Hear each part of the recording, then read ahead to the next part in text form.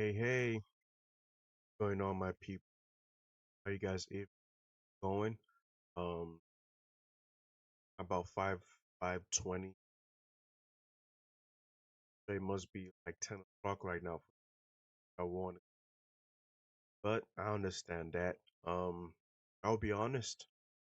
This game was amazing. This game lived up to the hype. I'm here to give you guys my review of Cameroon versus Ivory Coast, which ended up 1-1.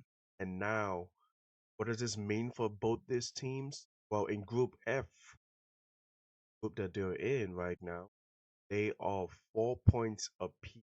But I believe Ivory Coast, due to goal difference, I believe Ivory Coast is number one in the table, in the standings. 4 points, and Cameroon 4 points. Game ended up as 1-1, and I have to say this was one of the best games so far in AFCON, especially in the second half. First half, nothing much really happened. Um, Ivory Coast came out with a 4-3-3 formation where they're gonna be a bit more pos- possession style and also be a lot more high pressing. While Cameroon came up with a 4-2-1 formation, I believe they came with a 3-4-2-1 formation with defensive discipline, defensively very strong, and they're gonna rely on counter attacks with guys like Mbeumo and Namaso playing as a 2-10, really roaming in the half spaces, trying to get either trying to get those long shots in or trying to give the ball to Kofane that he could, slot the ball in and try to see they can score. And honestly, I feel like first half was a little bit okay. Wasn't that much of an enjoyment. Um, just a couple shots here and there by both teams, but obviously first half was Ivory Coast. I think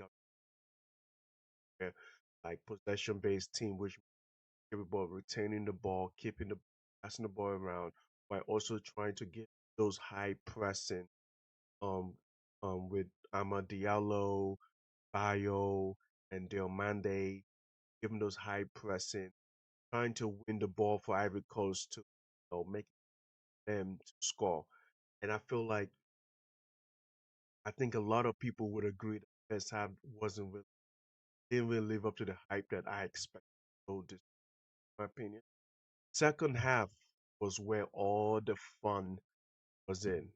Second half was when we have goal scoring, have no clear cut chances, have defensive masterclasses, midfield bossing each other. I mean, it was an amazing game in the second half. Second half started right off the bat. Two chances by Cameroon with a counter attacking, try to, open the goal, score the leading goal, or score the opening goal of the game. We thought that was gonna be it, but no. Right back to Ivory Coast, they came, and I think Frank Kessie scored a goal. Right, it was 1-0 for a while. He chested the ball and just at the edge, at just right at the tip of his foot, shot the ball in, and it was 1-0. I've recalled by Frank Kessie. But guess what? Celebration was cut short. Offside. Disallowed goal. Back to 0-0. Back to 0-0. And moments later, Amad Diallo said, hell nah. We are gonna score this opening goal. And just right a little out, just at the tip of the edge of the box, bro. This brother, Amad Diallo, has been amazing for Ivory Coast. Has been phenomenal. I know that he only has two goals, but when it comes to being player of the tournament, if Ivory Coast goes far, I think he's going to be a very, very strong contender player of the tournament. Came in, shot that ball, and it was a beautiful goal. There was no way Cameroon goalie was gonna catch that ball, man. It was a lovely shot, right on the far left edge of the box. Beautiful, man. Beautiful shot. Opening goal, Ivory Coast. And I said, you know what? Cameroon has been a defensive kind of attacking team. That's the tactics that they have been employing. but they are gonna have to come out and try to equalize this game because they don't want to rely on last game of the group stage to try to make it. You want to make it now, you have to salvage a point or you have to get the 3 points. And just about 3 to 5 minutes later, Mbeumo crosses the ball to Junior Tchamadeu, and Tchamadeu shot the ball over the goalie. And this goalie got his hand out and thought that he could just block it out, and bang!